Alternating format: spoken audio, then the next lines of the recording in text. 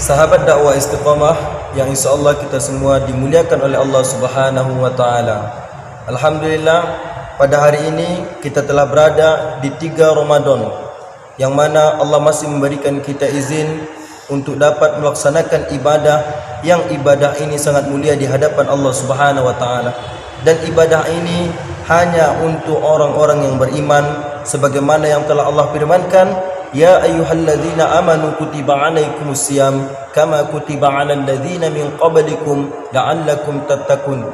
Hei hambaku, kata Allah, apabila kamu merasa masih mempunyai iman, maka berpuasa kamu karena orang-orang sebelum kamu juga berpuasa. Dan puasa kamu bukan hanya sekedar menahan lapar, bukan hanya sekedar menghidupkan malam, tetapi yang aku inginkan dari puasa kamu adalah la'allakum tattaqun, agar kamu menjadi orang yang bertakwa. Sahabat dakwah istiqomah yang dimuliakan oleh Allah Subhanahu wa taala, ada sesuatu yang harus kita waspadai terhadap puasa kita, sebagaimana yang telah dijelaskan oleh Rasulullah dalam hadisnya, berapa banyak orang yang berpuasa tetapi mereka hanya mendapatkan haus dan laparnya saja.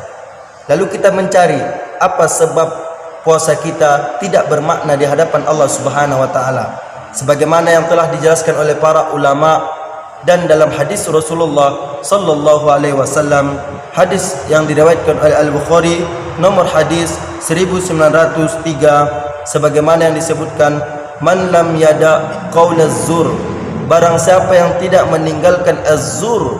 Az-zur adalah sesuatu perkataan dusta. Siapa yang tidak meninggalkan perkataan dusta di dalam puasanya, maka Allah tidak butuh kepada puasanya. Lalu yang kedua, yang menjadikan puasa kita tidak bermakna di hadapan Allah Subhanahu wa taala adalah ketika kita mampu menahan lapar, kita mampu menahan haus, tetapi kita tidak mampu untuk tidak menahan diri kita bermaksiat di hadapan Allah Subhanahu wa taala.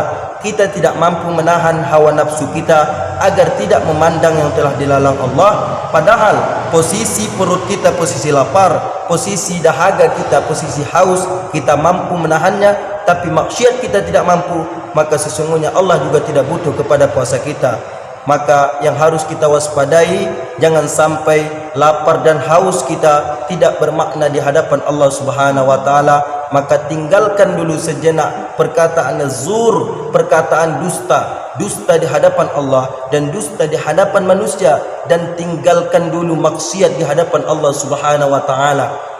Dakwah istiqamah yang dimuliakan oleh Allah Subhanahu wa taala, sebentar saja Allah minta kita untuk menahan lapar, sebentar saja Allah minta kita untuk menahan haus, hanya dari terbit fajar hingga terbenamnya matahari, dan Allah masih memberikan kita waktu untuk dapat menikmati berbagai macam makanan yang halal ketika di malam hari. Maka usahakan puasa kita menjadi puasa yang menjadikan kita la'allakum tattaqun, agar menjadi orang yang bertakwa di hadapan Allah Subhanahu wa taala. Subhanakallahumma wa bihamdika asyhadu an la ilaha illa anta astaghfiruka wa atubu ilaik. Assalamualaikum warahmatullahi wabarakatuh.